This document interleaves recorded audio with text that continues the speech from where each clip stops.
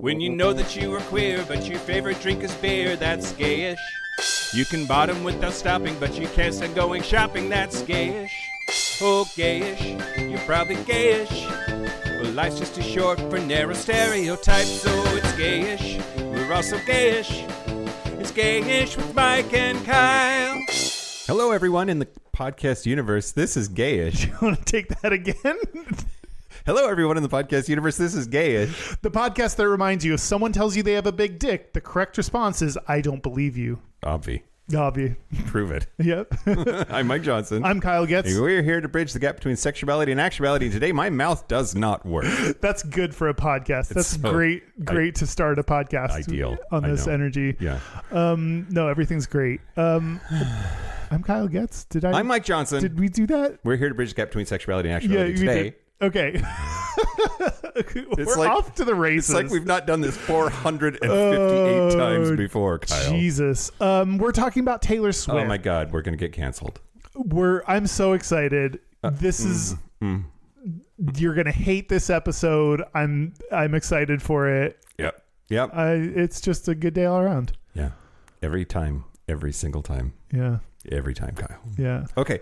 But first, we do have 100 words. Ooh. This 100 words comes from our good friend John Wong. Dear Mike, Kyle, and Derek. First of all, Mike, I consent to you reading this whole damn email. I don't want you to feel like you have an itch on your taint you can't scratch. That's a callback to the Tidy Whities episode. Just because Kyle said so. Also, I paid to use Mike's hole, so I'm milking every second. Anyway, my 100 words, which is, of course, about voting. This is John Wong's, annual voting call. Listen up, y'all, in California, Virginia, New Jersey, Seattle, and other local places I'm not remembering right now. It's October, and you have an election coming up. It's important to vote, even this off-year election, even if we feel democracy is over in this country. Your vote this November will matter because it'll decide who will represent you locally and how strong your local and state government will push back against the Cheeto-in-chief. In California, you can combat Republican gerrymandering to fix the 2026 elections by evening the playing field by voting yes on Prop 50. Vote now. Happy voting. Keep up the good work as always, and thanks for this platform for me to boost civic engagement among gayish listeners. Best, John Wong. Sent from my iPhone. Does it really say that? Huh? Does it really say that? Yeah. That's a long email to send from your iPhone. Yeah. Wow, maybe you dictated it.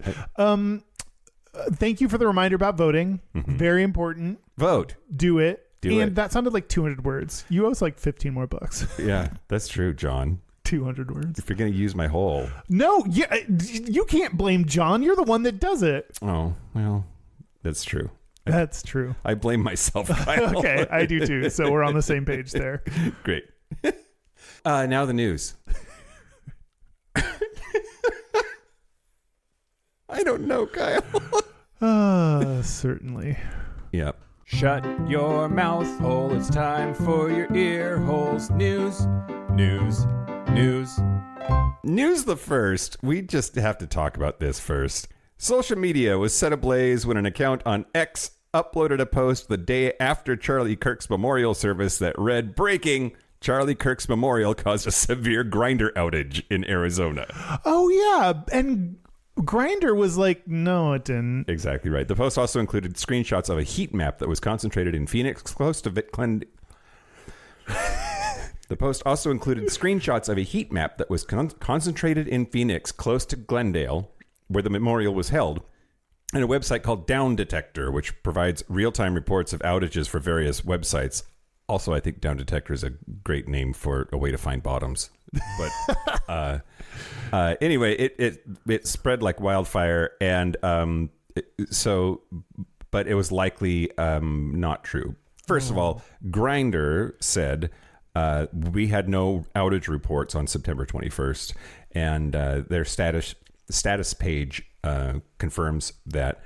And then Down Detector is actually its information is crowdsourced. Any user can report an outage, so it was more likely that it was a funny joke that people decided to make even funnier by reporting that Grindr was down in that area, even though it wasn't. Yeah, gotcha.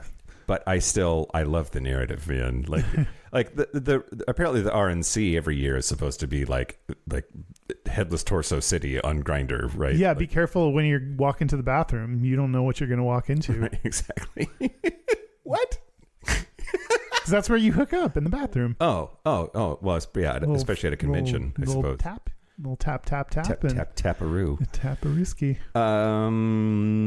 Yeah. Anyway, fake news, Kyle. Okay, not true. Good to know. As much as I wanted it to be true, I found out that it wasn't true, so I changed my mind about whether it was true or not. That's how being an adult works, everyone. Motherfuckers. Pointed. Yep. Okay, news the second. Yeah. So, President Dickbag Fuckface Asshole is threatening to shut down the government.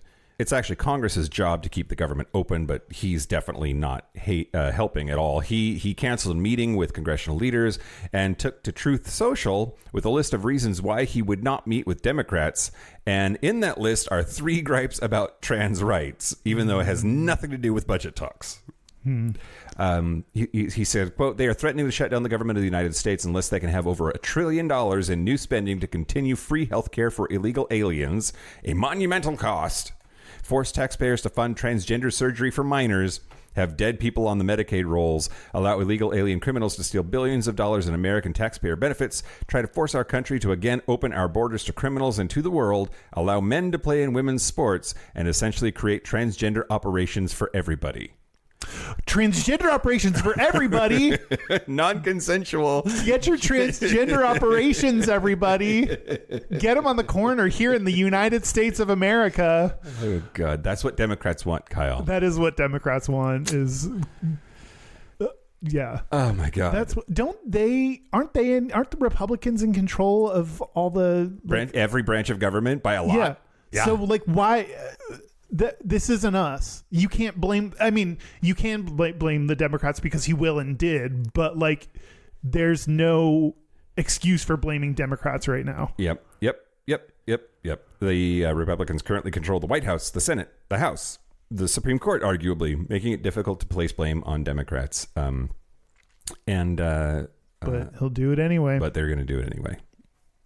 And their people will believe it because they're fucking stupid.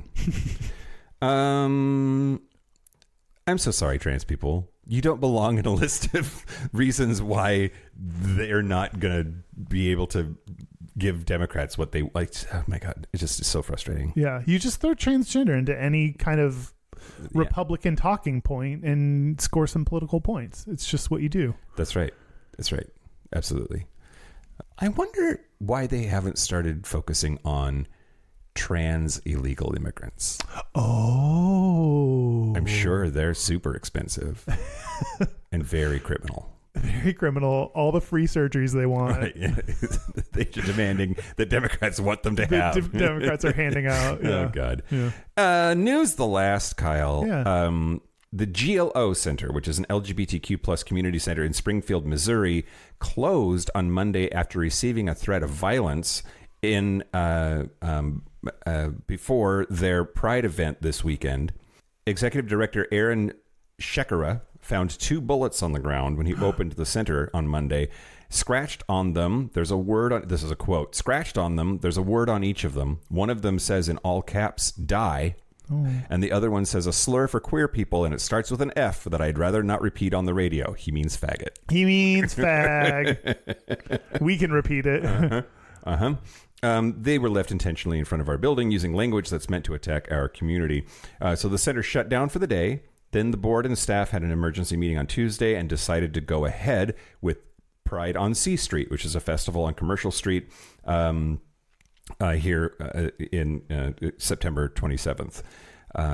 They said, quote, "Fear wants to isolate us. Pride brings us back together. We refuse to let intimidation decide how we gather, care, or celebrate." And police are investigating, but no arrests have been made. I doubt they're actually investigating. It is Missouri.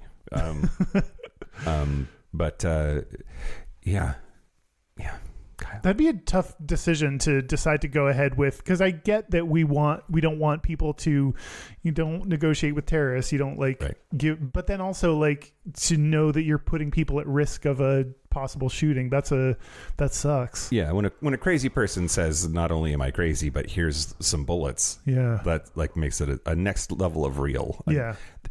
Most LGBT setters get death threats all the time. Oh, but that makes me feel better, Mike. not at all. It should not. But people also rarely have the courage of their convictions and put action behind any of their words. This is a little more pointed when they bring bullets and leave them. Yeah. Still cowardly. They're still not a person, but anyway, that's the news. That's the news. Speaking of these brave folks, I want to thank our new Patreon members, Ivan Delgado. Ivan? Yeah. Ivan Delgado. That's a Russian name and an Italian name mashed together. So in my head, this person has weird dinners. Ivan, what's in your dinner? What did you have for dinner? Let us know. And DC_NYC. That sounds like Washington, D.C. and New York City in one name mashed together. Makes me think they have weird dinners. If you want me to say your name, if you want Mike to make a hilarious joke about your name, if you want ad-free episodes a day early, if you want bonus episodes, weekly segments, if you want to use Mike's hole like John Wong does regularly, use my hole. Then go to patreon.com/gayish podcast. Use it. Do you want to talk about Taylor Swift? Oh God, Kyle. You have to, because you signed up for it. I know. Okay. I know why we're here. Okay. You need to calm down. Okay, let's just do our feelings first. Okay. Rip the Band-Aid off? Yeah. Okay. I have from time to time talked about Taylor Swift on the show. Just occasionally, yeah. And very often that is quickly met with feedback from her fans that are also our fans. And that feedback is not great. It makes me very much clearly the bad guy. And that's fine. You can love her. That's fine. I don't hate Taylor Swift. I nothing her. She is a non-entity in my life. I know some of her songs, and I just don't react to them. It doesn't bring me joy. It doesn't bring me anger. It doesn't bring me sadness. It brings me nothing. I'm fond of saying that I think that she is musical fettuccine Alfredo. And by that I mean offends nobody, will definitely fill you up, is good comfort food, but it is not interesting. That's mean to fettuccine Alfredo. What don't bring fettuccine Alfredo into this? Well, Fettuccine Alfredo is delicious. I nothing fettuccine Alfredo. I will. Wow. I'm gonna eat it. That's fine. But it's like I'm not gonna order that off of the menu. And it's fine if you just fucking love fettuccine Alfredo. Fantastic. Good for you. I'm hungry now. I want fettuccine Alfredo. I would give up your left arm for a fettuccine Alfredo right now. Great.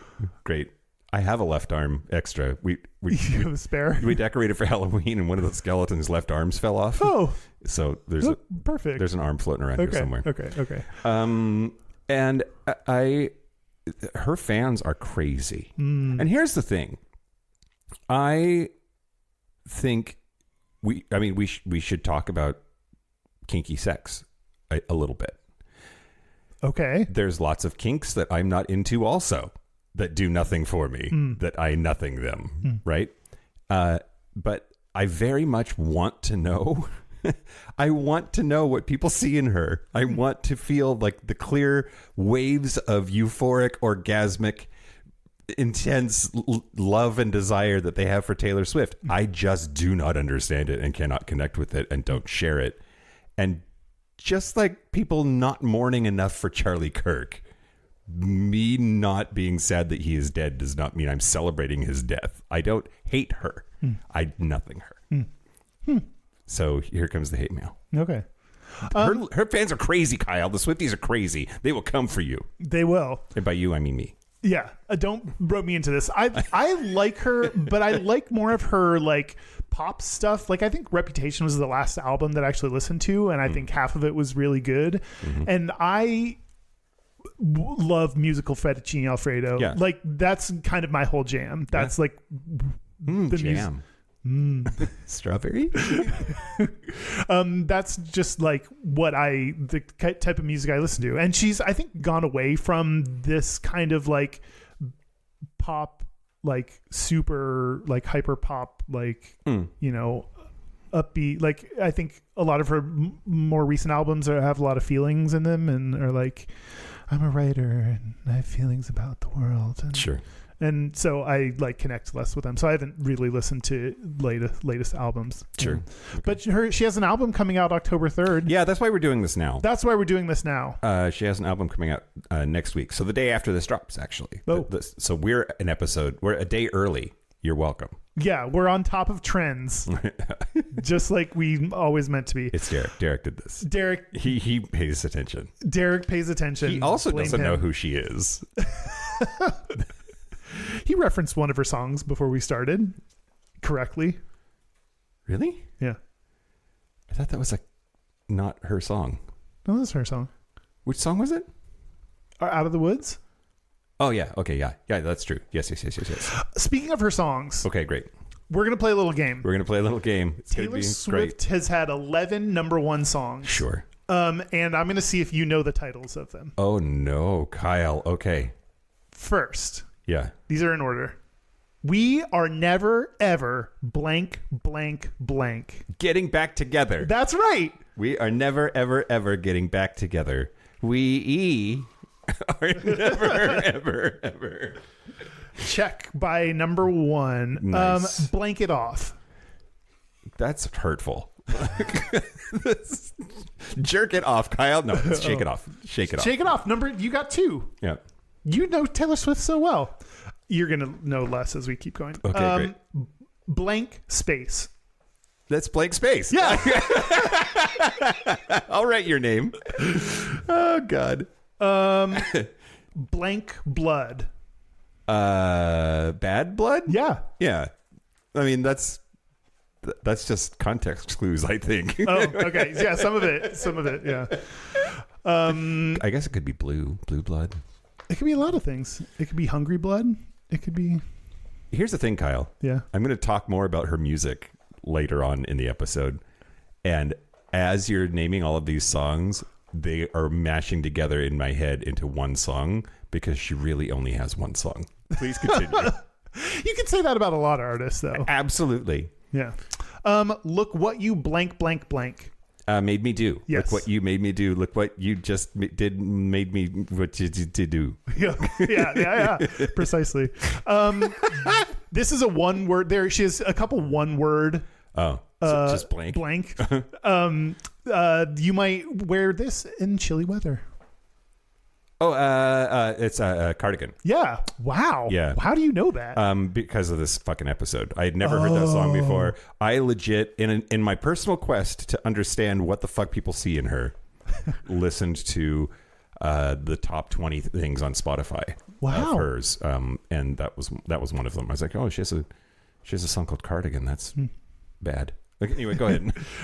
This is another one word one. Okay. Do you remember it, or should I give you a hint? Hint. This is the son of the Smiths. Sorry, not the son. A child of the Smiths.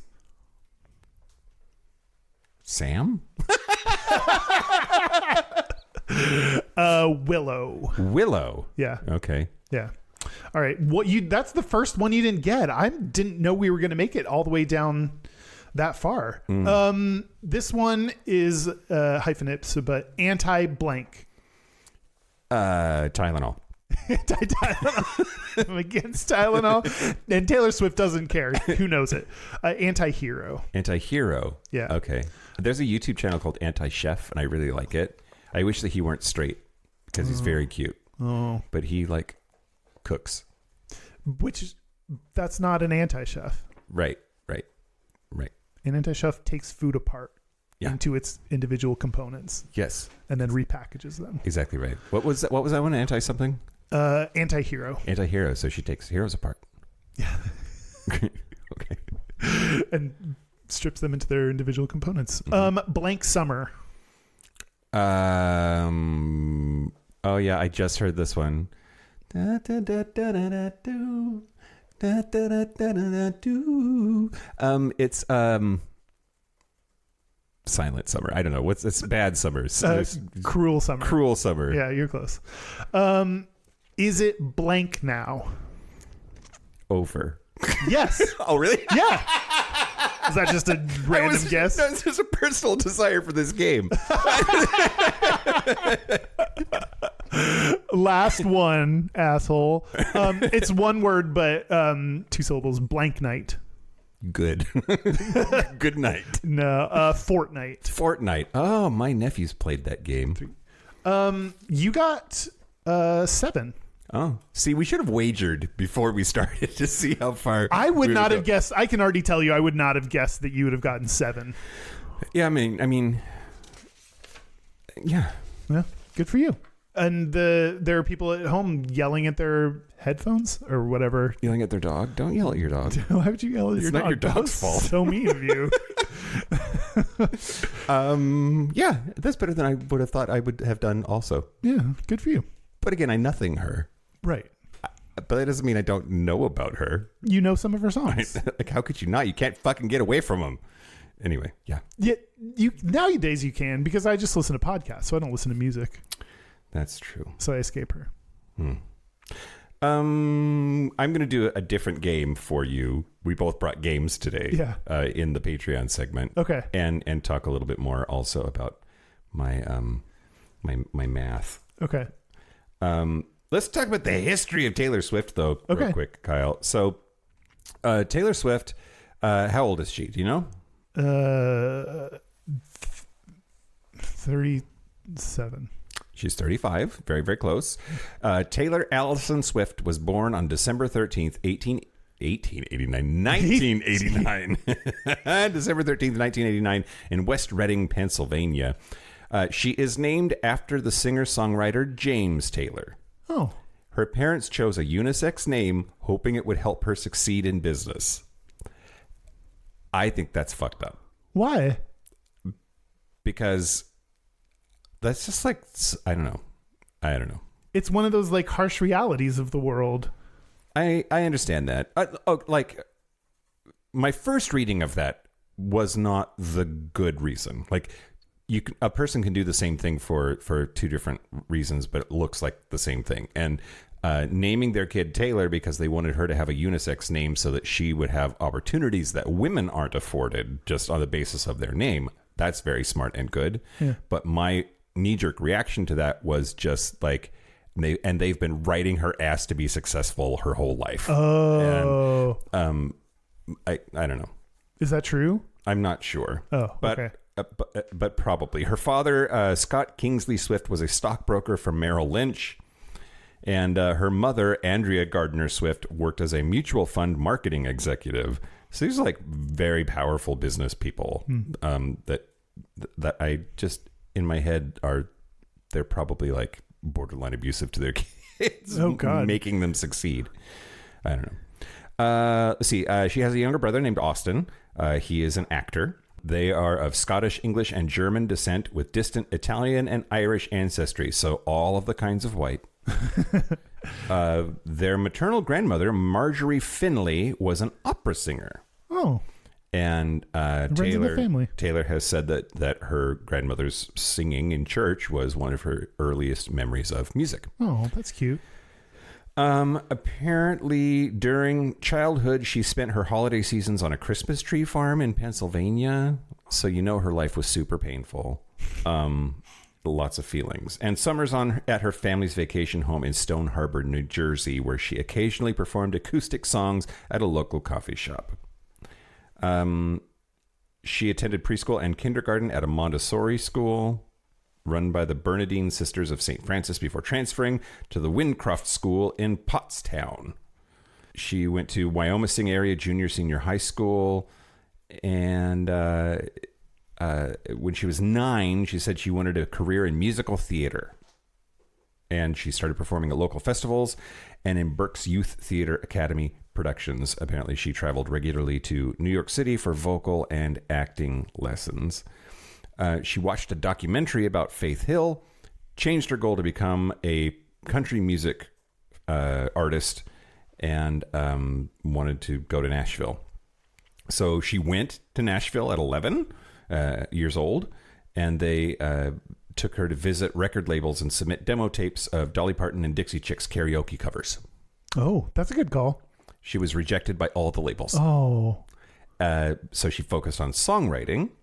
She started learning the guitar at 12 years old with the help of a computer repairman and local musician who assisted Swift with writing an original song.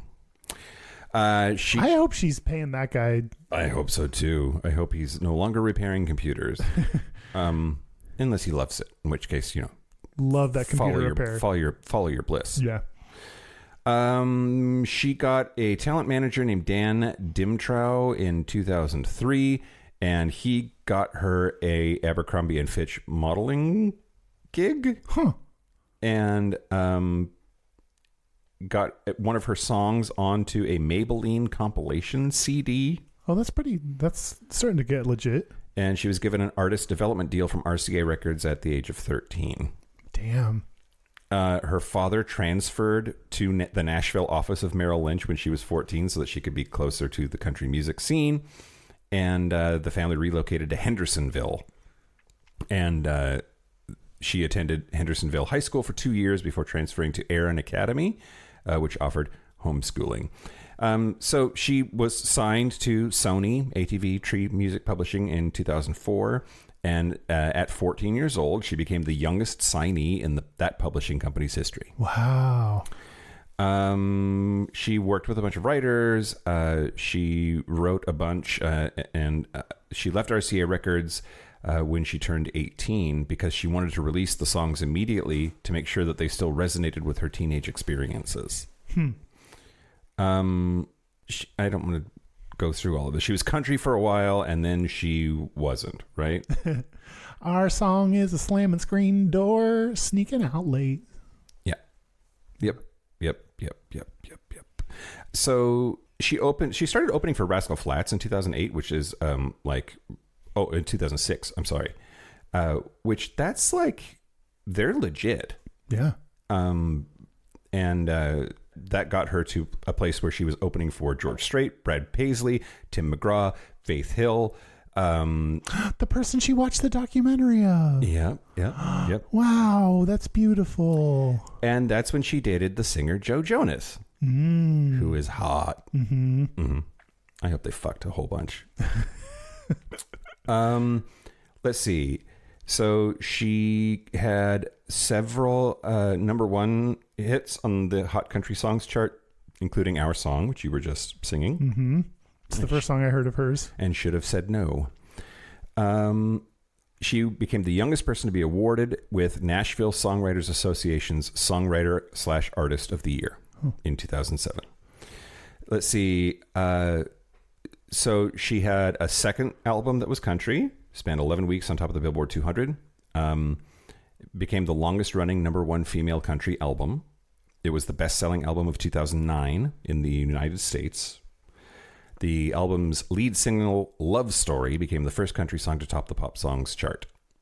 Oh. And that's when she started making her transition, so to speak. Her third album, Speak Now, she wrote completely by herself. It came out in 2010. It started adding more rock influences, and it's very country pop with rock overtones kind of a thing. She got 5 singles charted on the top 3 of Hot Country Songs, and Sparks Fly and Hours reached number 1. That's when she went on the Speak Now World Tour and was honored as Woman of the Year by Billboard, Entertainer of the Year by both the Academy Country Music Awards and the Country Music Association Awards, and Artist of the Year at American Music Awards. Damn, she's winning shit now. She again won Entertainment of the Year by the Academy of Country Music Awards in 2012, and at the 54th Annual Grammy Awards in 2012, Mean won Best Country Song and Best Country Solo Performance. And that's when she was dating Jake Gyllenhaal. I know, it's so jealous. I mean, here's the thing, Kyle. What's the thing? I know that she has lots of lyrics about like heartbreak and who she was dating and all this troubled boys and whatnot. But I also feel like every biography that I've read of her includes this timeline of all of these dudes. Like, why do we have to talk about the dudes that she was with? That's like such a big media focus is on all the dudes that she's dated, and it's very shitty the way people talk about, like, if I could have dated all those dudes, I would have. Do you know how many people I slept with last week? Right. Like, come on. Like, it's ridiculous the way people like treat her for dating a bunch of dudes. Yeah. I just think it's like we don't see that behavior, at least not to that degree, when it comes to dudes. Like male artists, right? Stand alone. They are like, they do what they want or whatever. But women, famous women, it's always like, and who's the man in her life? Like, yeah. It's really very sexist, I think. Yeah. Let's see. We Are Never Ever Getting Back Together came off of her fourth album, Red, and that is really, I think, arguably when the transition to like pop and rock is complete. It's like is no longer really very country-y at all. That can be debated, I suppose. She produced 1989. That's her fifth studio album. That's the year that she was born, 1989. But Shake It Off, Blank Space, Bad Blood, all of these huge monster hits. But she, as a result of three of those singles, Shake It Off, Blank Space, and Bad Blood, she became the first woman to replace herself at number one. Oh, really? Yeah. Wow. That's surprising that hasn't happened before. So she had a number one song and then a different song at number one with no song in between. Well, it's really funny these days because it's like when a Taylor Swift album comes out, it's just like the track list is numbers 1 through 10 on the Billboard Top 100. Yep. She was against music streaming services at that time, and she published an opinion piece in the Wall Street Journal in July of 2014 to stress the importance of albums as a creative medium for artists. And she removed all of her work from ad-supported free streaming platforms like Spotify, Pandora, etc. She was critical of Apple Music for not offering royalties to artists during its free 3-month trial period. Threatened to withdraw her music from Apple, and then Apple said, "Okay, we'll pay people during the free trial period." Like that's the kind of like she has a big swinging dick, Kyle. Wow. Let's see. She was dating DJ Calvin Harris when they co-wrote the EDM single "This Is What You Came For," which also featured vocals from Rihanna. She wrote that song? Yeah, but she didn't sing on it because that's Rihanna, right? Right. Baby, this is what you came for. I love that song. Yeah. And she wrote for a bunch of country music stars after that. And so then she countersued and won a case against David Muller, a former radio jockey for KYGO FM, who sued her for damages from loss of employment. Because 4 years before that, she informed his employer that he had sexually assaulted her by groping her at an event. And that all turned into her sixth studio album, Reputation. And it, like you said, like top of the charts, reached number one in Australia, Canada, and the UK. Reputation is where Look What You Made Me Do came from. Mm-hmm. Anywho, I'm getting tired, Kyle. Lots more albums, and she's just like, she's won 14 Grammys, 4 Album of the Year wins, the most by anybody, 12 Country Music Association Awards, 8 Academy of Country Music Awards, 2 Brit Awards, and an Emmy. She's won an Emmy? Yeah. What'd she win an Emmy for? I don't know. This is the shit I love to know. Emmy Awards to Pemberley Digital and Kin Communities Emma Approved and Amex Unstaged Taylor Swift Experience, which was executive produced by Taylor Swift with American Express and Radical Media. So it's a TV show of her concert. Outstanding creative achievement in interactive media. Well, this is a niche Emmy award. I mean, it still counts, but it's not like an acting Emmy or And now she's a football player. Sure. No, she has a crazy list of accomplishments. That's absolutely undeniable, and that's got to count for something, Kyle.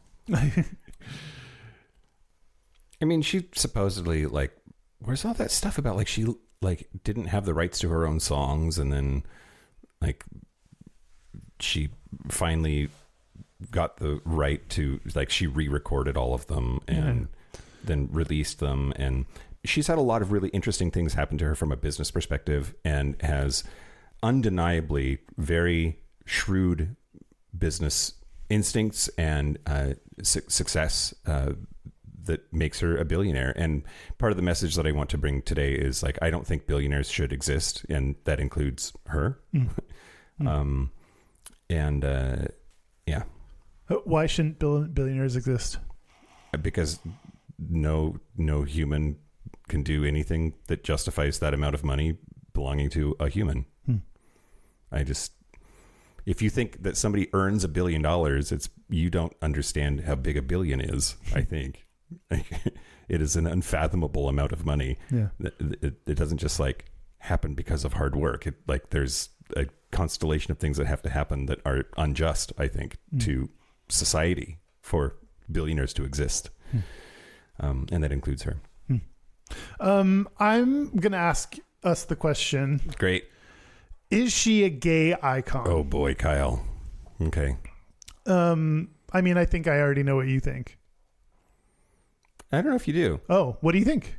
Before I get into any of this. We've talked about this quite a few times. Like, what is a gay icon? Is it just an icon that gays like? Yes. And what level of, like, giving back to the community? Like, how do you have to earn being a gay icon in order to be one? Absolutely not. See Beyonce. And like, I think that Swifties are primarily white girls, but a lot of gays. Yeah. And I think she is a gay icon. Oh, interesting. Especially among millennials.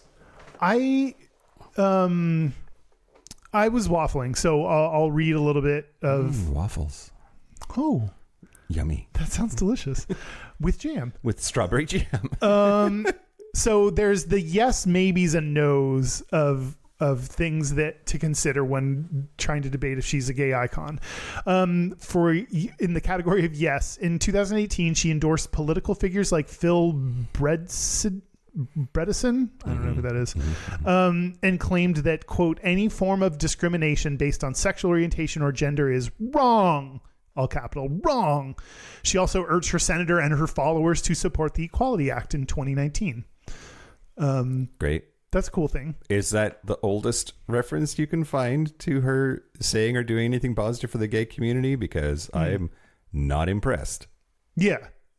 That's the Supreme earliest. Court made gay marriage legal in this country in 2015, 3 years before her saying discrimination is bad. It's like, you are late to the party, sweetheart. Yeah. Although, like, for someone of her size to encourage people to support the Equality Act, that's huge. Like, sure, we need more people supporting the Equality Act and raising awareness about the Equality Act. Another point, I when I do these for, like, it usually ends up being pop women that I do these for. I usually try to find articles that are like reasons she's a gay icon, and there weren't that many articles for her, which is maybe telling. Is that what telling? Yeah. But anyway, I combined what I did find. Apparently, someone suggested it was under the yes category, her camp aesthetic, such as irony, aestheticism, theatricality, and humor. Okay. She apparently has a lot of Easter eggs, which I'm going to talk a little bit more about. But things like songs like I Know Places and Dancing with Our Hands Tied have themes of lovers hiding which can be read as gay. The lyrics from Dress, such as "I don't want you like a best friend, only bought this dress so you could take it off." So that's like the idea of like, you know, I don't want to be your best friend, like you're like a lesbian lover or whatever. Want to be. Folklore had gender neutral lyrics sung from multiple points of view that could be seen as queer. She has publicly donated to LGBT organizations. Do we know which ones and how much money? GLAAD and others, and no, I don't. I don't. I've donated to gay organizations, Kyle. Yeah, maybe you're a gay icon. Maybe I'm a gay icon. And the Eras Tour is among the most inclusive LGBTQ concerts. Prove it. Yeah. Tell me more about why. The article did not supply that information. What it did say, Craig Lofton, lecturer in American Studies at Cal State Fullerton, said, quote, "Taylor Swift is one of several 21st century pop music stars who openly cultivate an LGBTQ following in a much more direct and open manner than pop stars in the past, even flamboyant gay pop stars like Boy George, who felt tremendous pressure to lie about their sexuality in order to have their big-time careers in the 1980s. She also did under the maybe category is the song "You Need to Calm Down." It's debatable whether that puts her in the like gay icon status or not. I don't understand what. I don't know that song this was "You Need to Calm Down" was like very directly "You need to calm down, homophobes." It had a music video featuring a ton of LGBT personalities. And I'm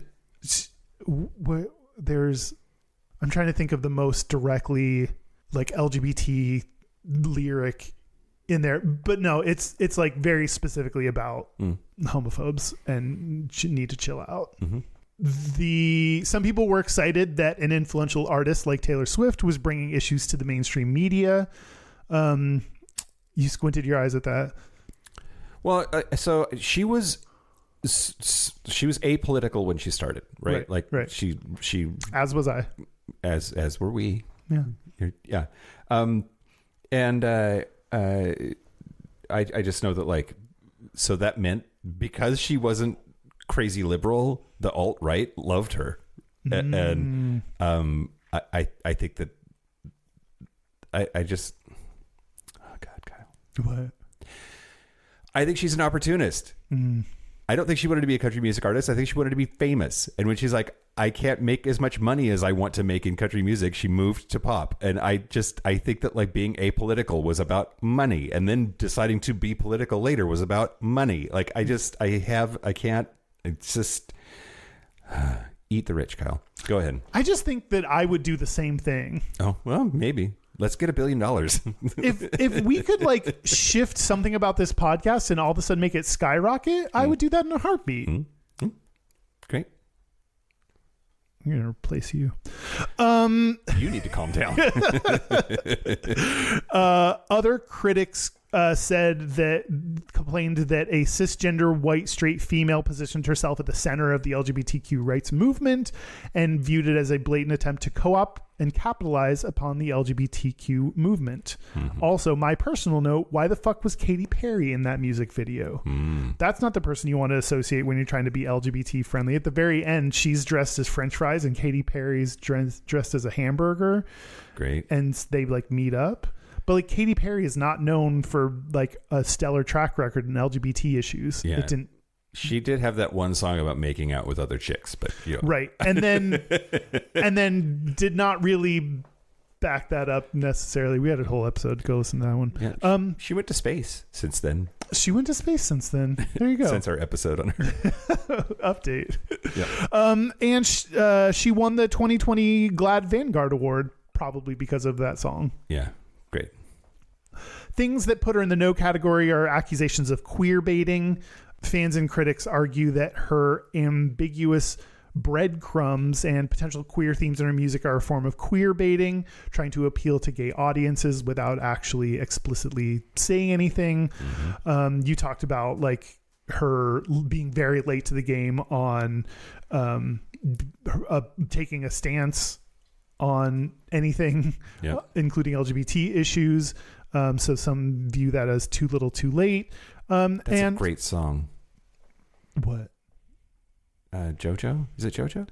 No, just a little too late. They're got to put it on the list now. if it's not already. And interestingly, end of the yes category was her camp aesthetic. In the no category, also someone said that she has a lack of overly queer aesthetics. Unlike artists widely considered gay icons, Taylor Swift has not heavily embraced camp aesthetics or overtly queer themes in her art. So we got differing opinions from various articles on whether she's camp enough to be in the gay icon category. So after all of that, okay, I'm going to do my Ask Reddit segment right now. Yeah. Because I think it plays into this, because the title is literally, do you consider Taylor a queer/gay icon? This is posted by user Good Boy to Hell in Swiftly Neutral, which they are a subreddit that encourages both positive and negative discussions of Taylor Swift. Okay, great.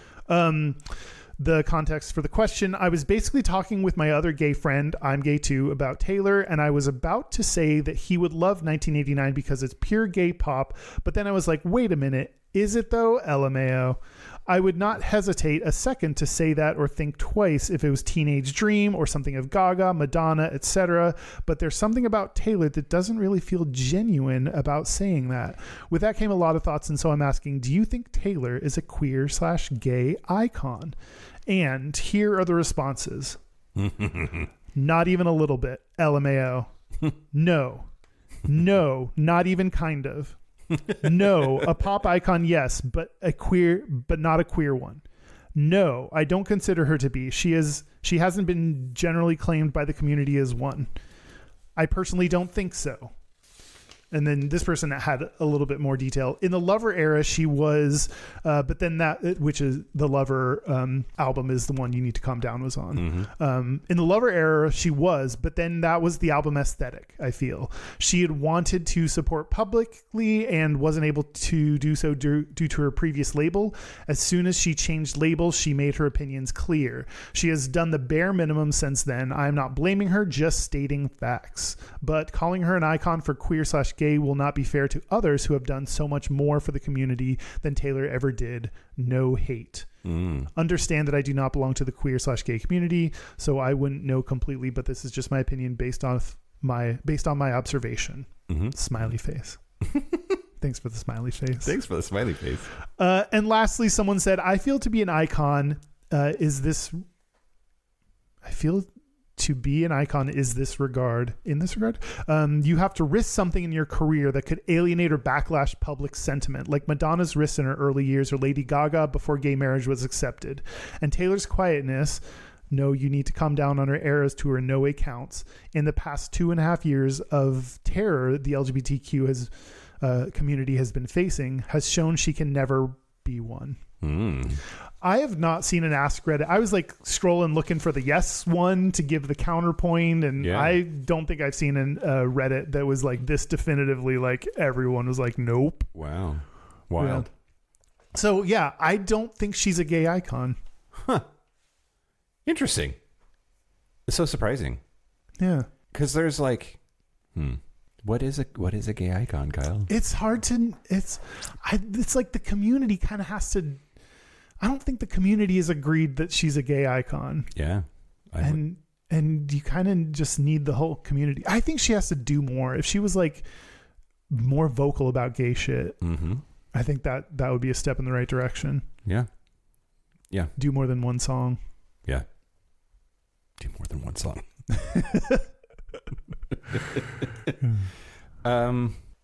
Okay, Kyle. Okay. I'm going to try to not get too technical with this. Okay. And I'm kind of a musician. I do have a minor in music. So I'm like college educated on music theory.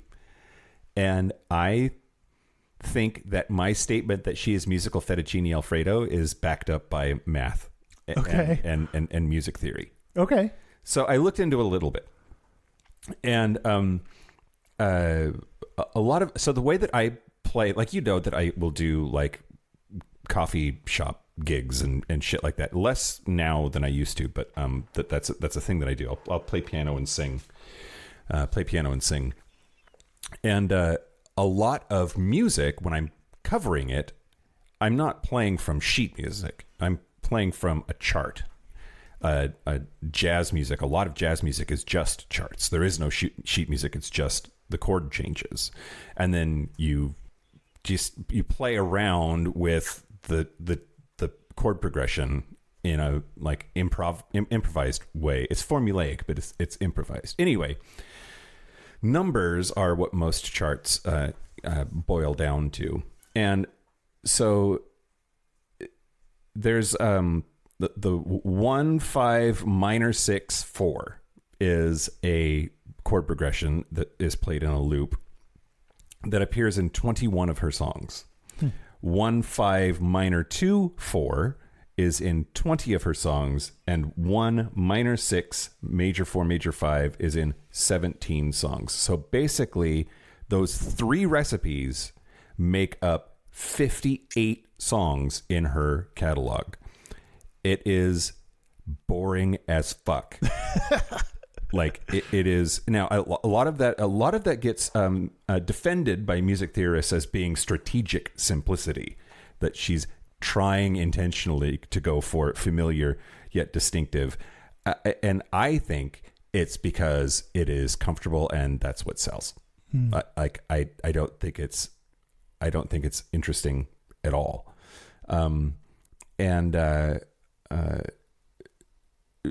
so I will also add, I don't think that she is a vocalist, and not many people really talk about her vocal abilities that much. She's kind of there. Like, people are more interested in her vibe and her lyrics and her songwriting. Yeah. But like, critics rate her vocal technique as being unpolished by traditional standards. I think that's putting it mildly. So her vocal range is a C-sharp 3 to a G5, about 2 octaves. Now let's compare that. Let's not just like, I might be talking about any pop artist, right? Like it could apply to other pop artists. Let's do that same sort of analysis on some other folks. So who are you gonna pick? Yeah. So Beyonce. Ooh. Her vocal range is a G2 to a G-sharp 5 F6. That zone, 4 octaves. Wow. She's got about twice the range that Taylor Swift does in the songs that she releases. She is unambiguously more harmonically complex than Taylor Swift. There's a lot of extended chords. She uses a lot of sevenths. There's modal interchange in her music. Now, Beyonce isn't sort of postured as the person that wrote everything either. Right. But the stuff that she sings is far more complicated and requires a great deal more skill to pull off. She uses, and a lot of her music also has non-standard modes in it, Phrygian or Mixolydian mode. And there's a lot of jazz, R&B, harmonic vocabulary in what Beyonce does. Pink, I fucking love Pink. Mm-hmm. And part of this, the reason I've chosen all female artists to talk about is because one of the primary things that I get hate mail about when I talk about Taylor Swift is that I'm a misogynist, that I somehow hate or dislike her femininity and her importance to the female experience. And maybe that's true, but you can't say that I don't like her because she's a woman. Like, 3/4 of my Spotify is women. Anyway, Pink's a powerhouse. She's got like a G2 to like a D6 range that's more than 3 octaves, so not as wide as Beyonce, but far wider of a range than Taylor. She has crazy breath control, which that's why she can do like circus freak acts while she's singing this stuff, and she maintains pitch really well. She quit smoking in 2012, and that expanded her range by almost an octave. Oh, by an octave? Yeah. Holy shit. Can you imagine being a singer and smoking? It's like such a bad idea. That was a bad decision. Good call on quitting, Pink. Yeah, good call on that. Now, she does write a lot of her stuff, and it is... it's like moderately complex. It's usually... it uses a lot of rock pop progressions, stuff that you've heard before... a lot of 1-4-5 patterns and a lot of basic jazz turnaround of a 2-5-1, and she's less harmonically adventurous than Beyonce, but is more varied than your normal like pop music. So let's move on to Britney Spears. I've heard of her. B2 to E flat 6. She's got about a 3 octave range. So respectable, less than Pink, but like way more than Taylor.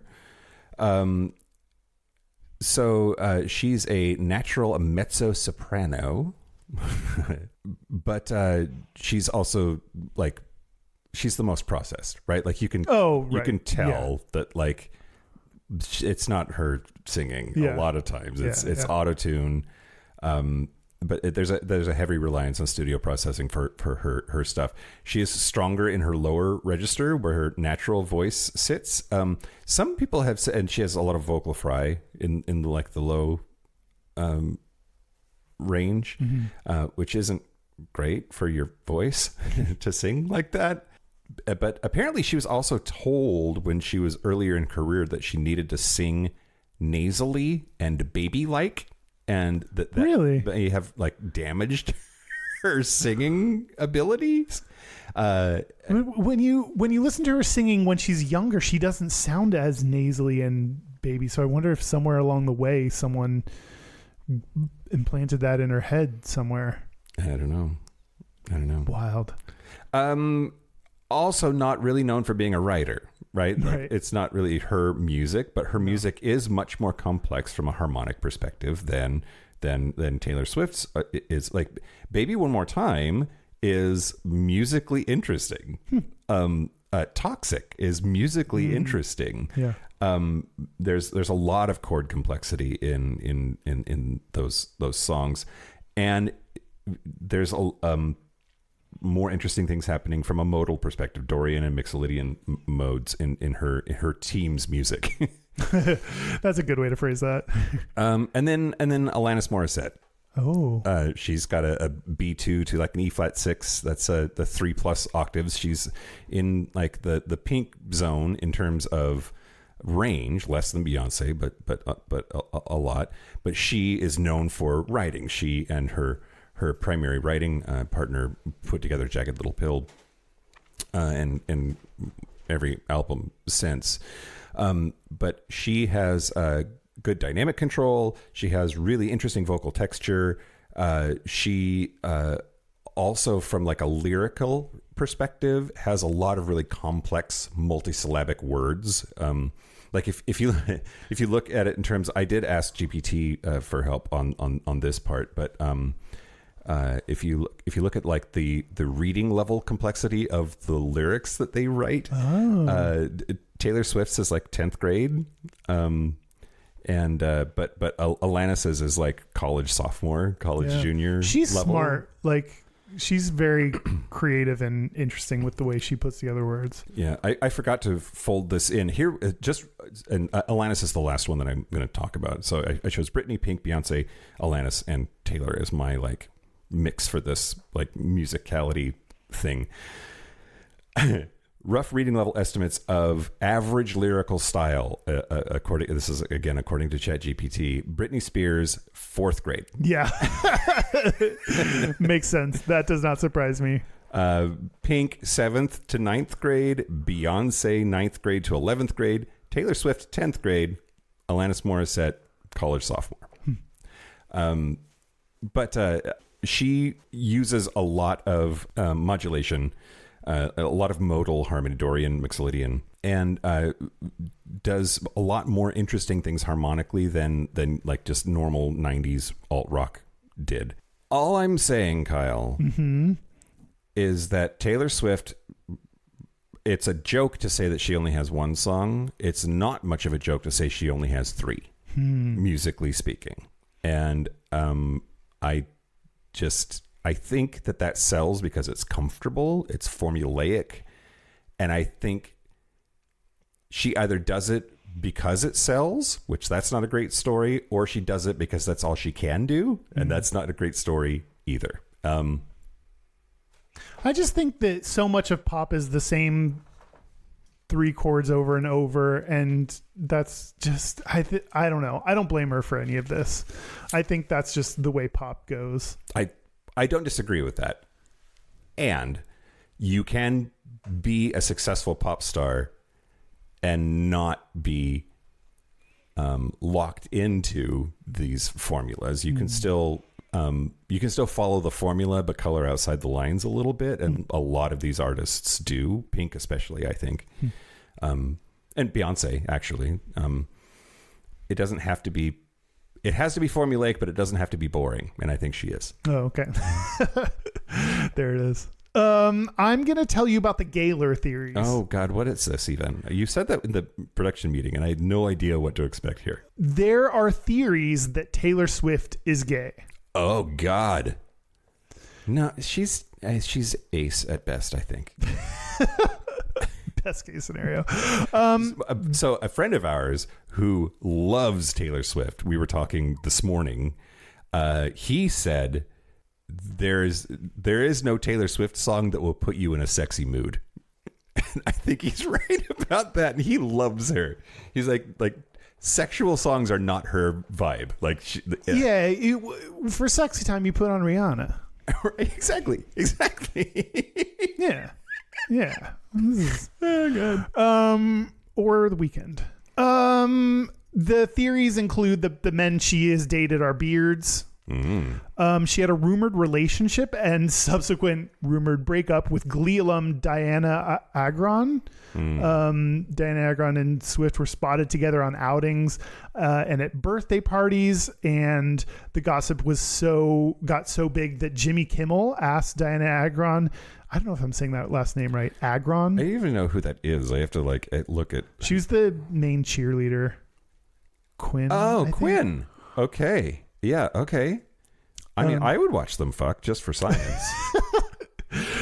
Jimmy Kimmel asked Diana if she was dating Taylor Swift during a 2012 appearance on The Late Night Show. She replied no, but wouldn't that be juicy, before saying hi Taylor and blowing the pop star a kiss into the camera.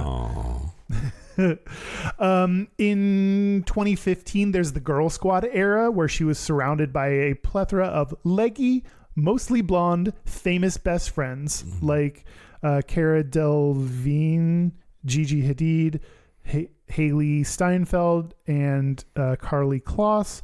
There was a 2015 Vogue spread with Kloss and Swift that gave fans a decidedly not best friends vibe, according to the Rolling Stones article I read, which sparked rumors. That whole Girl Squad era thing is hilarious to me because in Carpool Karaoke, Adele talks about it with what's his name? Oh, God. James Corden. Oh yeah. And yeah, she just goes, yeah, and they're also tall. I should have done Adele. She's fucking fantastic. Oh yeah. I love She's incredible. Everything about her, and she writes a lot of that stuff. The 2017's Reputation, the most prevalent theory was that a collaged photo of eyes used in promotional material and on the album's physical CD contained a singular photo of Kloss's eye instead of Swift's. Man, that's a lot of straws that we're grasping at them. Folklore's Betty is a love song full of hope sung to a girl named Betty.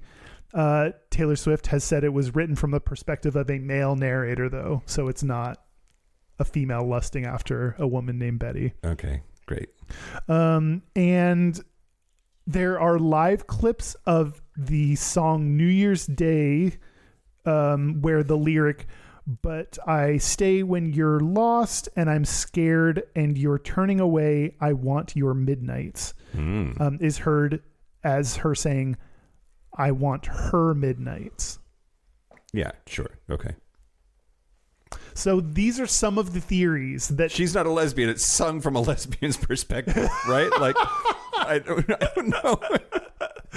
there's like so much innuendo and subtext in the songs that people pick up on and think are her being a lesbian. And these are just some of the theories that relate to the Gaylor conspiracy. I wonder what they're getting out of it. Like, is this just wishful thinking? Like, I wish Nick Jonas was on my face. That doesn't mean that, like, I need to go through all of his lyrics and figure out if he's gay or not. But that would be the wishful thinking there. Or is it to find, like, reasons to hate her? Like, No. I think it's in a good way. I think it's Okay. in a wanting. You know, when you like hear a song or like see an actor and you're like, not like I'm into them and want them to be gay so I can have a chance with them or whatever, but just like, man, I really hope they're gay. Yeah, That'd okay. be cool. Okay. Yeah. That'd be cool if they were part of the community. Okay. Like, that there's I think it's coming from that place. There's something very unsexy about her to me. Wow. And, like, She's beautiful. she is beautiful. She's absolutely beautiful and has a rockin' bod. But, like, I don't... Something about her is, like, awkward in a way that makes her feel non-sexual. And, so, yeah, I don't know. Huh. That's a hot take, but... Yeah. Yeah. Non-sexual. Interesting. We didn't even talk about Travis Kelce. Is Yeah. that, Okay, here's the thing, Kyle. what's the thing? I want them to get married right now so it can be over.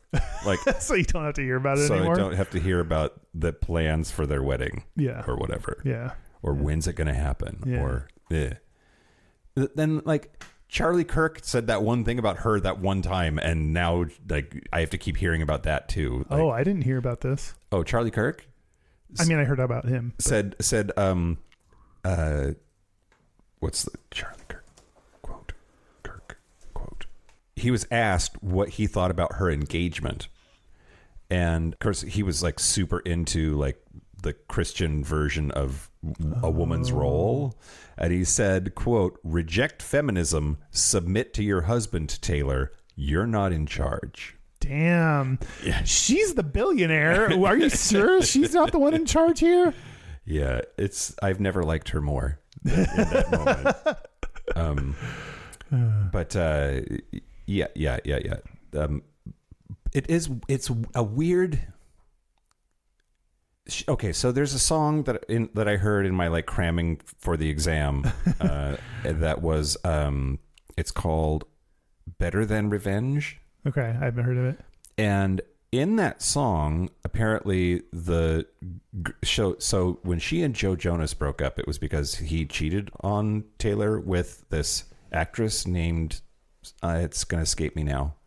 But that song is about her. And so the reason I'm bringing this up now, the reason it comes to mind is there is I think, largely conservative view that if a woman is cheated on, that she blames the other woman instead of her fucking man. Instead of the one that actually did the cheating. And the whole song is about her, like, being a terrible person. And apparently she got this woman's career was basically ruined because Swifties are crazy. Oh, yikes. And so much so that I guess then Joe Jonas got together with Sansa Stark, the actress that played Sansa Stark on Game of Thrones. And then when they broke up, then the actress and Taylor Swift had they had lunch together in a public place. Like, anyway, doesn't matter. None of that matters. Her roots in country music, combined with her silence politically for so long, combined with her, I think, antiquated views on, like, a lot of things when it comes to gender roles and being with a fucking football player all like leads me to just think of her as being conservative even when she says she's not. And this whole like she goes to her boyfriend's games and watches him play, it just feels very like she's submitting to him in a way that Charlie Kirk would approve of. See, I think that's cute. I think that's cute that she goes to his games. Yeah. It's supportive. Sure. She's a supportive girlfriend. Does he go to all of her concerts? He's been to at least one of them. Sure. I mean, go to a game. No. Go to a game. Don't go to them all. Anyway, sorry. Are you just apologizing for this whole episode? I'm apologizing for this whole episode. Did we do it? I think so. We sure talked about her a whole bunch. Yeah. I'm sorry that I don't like her. I don't hate her, but I'm sorry that I don't like her. And I don't know what all of the reasons are. I just think that she's very, very boring, and I don't respond to her emotionally the way that like clearly half the fucking world does. Yeah. And also nobody, 0 people deserve $1 billion, period, full stop, end of story. Yes, we did it, I think. Okay. How do you feel about her? Do you like, you clearly don't, like, you're not a super fan. I'm not a super fan. You're a Britney girl. Yeah. And I like Kesha and Tuvlo. I like some of her poppier stuff. And I have not been following her recently, so I don't know that much about the latest stuff. And I feel like whenever I play the latest stuff, I'm kind of like, I would rather the more upbeat pop stuff. So yeah, I in general like her. I've been to one of her concerts. Are you still paying for that? Took out a mortgage. Took out a line of credit to second mortgage. Yeah, so I like her decently, but I'm don't love her and don't really follow her that closely. Yeah. Okay. Yeah. Well, then we did it, I guess. Okay. Should we take a break? Yeah, let's take a break. Let's take a break. This is the part where Mike and Kyle take a break. So are we back? We're back. We're back. We're going to do our Gayest and Straightest. We're going to do our Gayest and Straightest, but first, local gay bar review. This time, I'm going to talk to you about Splash, San Jose, California. Sounds dirty. Yeah.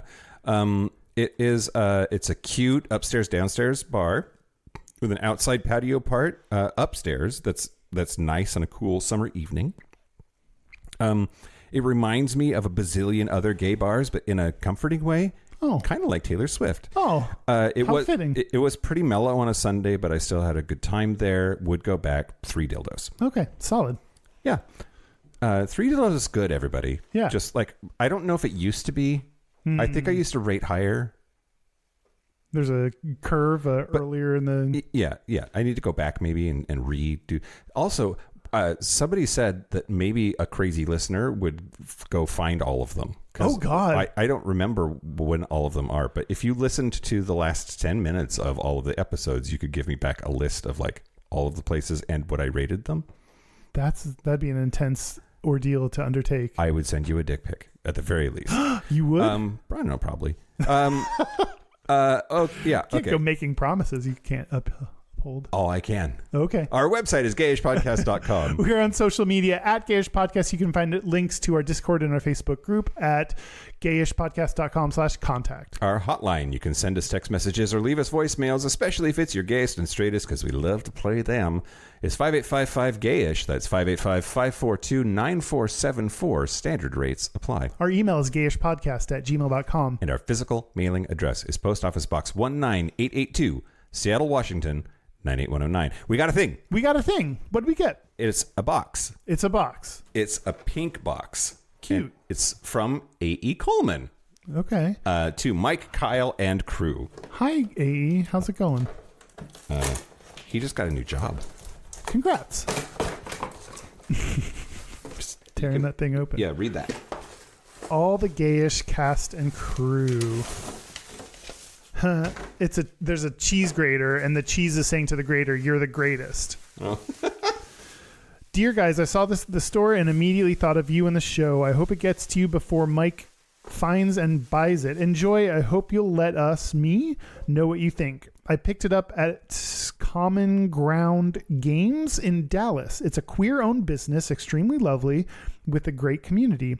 If you come through again for a show or whatever, you should check them out. This one was in the LGBT plus created games section. Take care of yourselves and travel safe, Mike. I'll see you online. Heart, love, AEC, prowling the night, harvesting corpses. Nice. Yeah, thanks, AE. This is a copy of the board game Molly House, which I do not own. I'm super excited to add it, but it came up most recently on our episode about homelessness, because basically Molly houses in a lot of ways functionally were like homeless shelters for LGBT people. Yeah, very cool. Thank you so much. We'll have to play it, Kyle. Yeah. Thanks, AE. That was very sweet. Very sweet. Gayest and Straightest? Let's do our Gayest and Straightest. Okay, I'll go. Okay. My gayest is getting Girls Want to Have Fun stuck in my head. Oh. But the Miley Cyrus version. Oh. Okay. I thought that made it gayer. I mean, no, it does. It makes it gayer. I mean, Cyndi Lauper's pretty gay. Yeah, that's true. Yeah. Yeah. I don't think I've heard Miley sing that song. Oh. It's not a song that I would choose for her to cover. That's what, like, I'll play it for you after this. her weird voice and that song just doesn't. I love Miley Cyrus, by the way. I'm not calling her voice weird in like a bad way. It's very textured. Yeah. And that song is, anyway. My straightest is watching pimple popping videos. Oh, Kyle.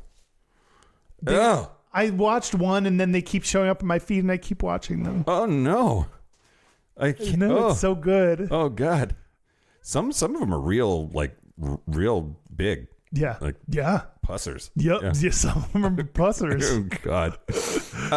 What about you? What about me? So the straightest thing about me this week was my sliding glass door got stuck. The lock broke in the locked position. Oh. So couldn't unlock it and couldn't open it, and tried, and I took a hammer and a chisel to it and finally got that motherfucker open. Wow. It's very broken now, but the door opens and closes. At least it opens. Yeah, a close second might be all of the digging and dirt that I did this morning, hungover as fuck.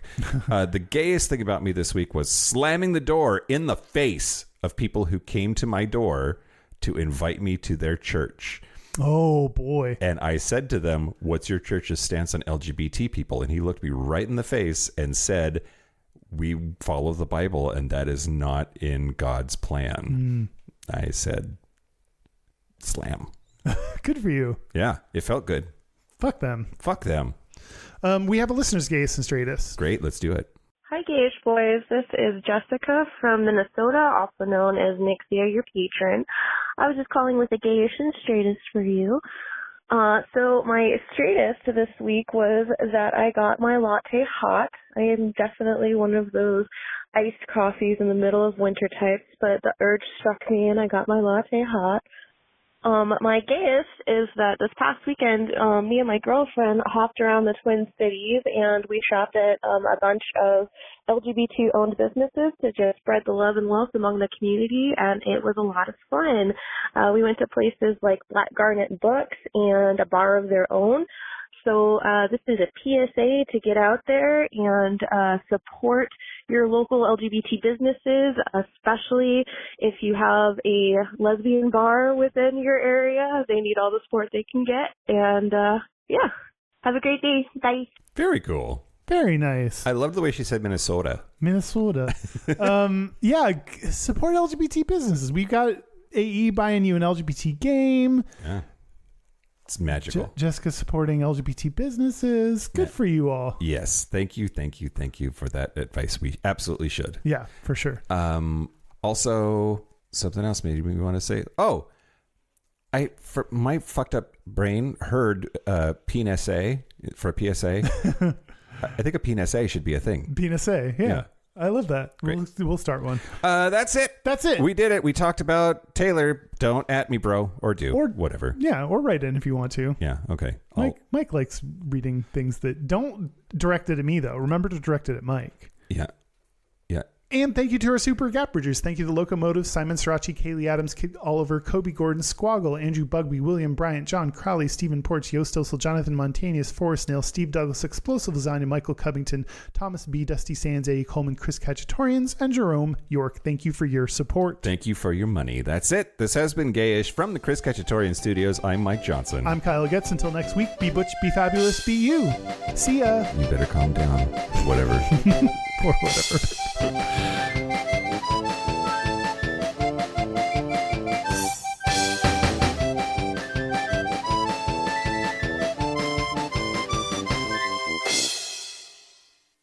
Should I do, before we start, this episode of Gayish contains references and even jokes about me not liking Taylor Swift. If that'll be a trigger for you, We encourage skip you this to episode. listen and then get seething angry.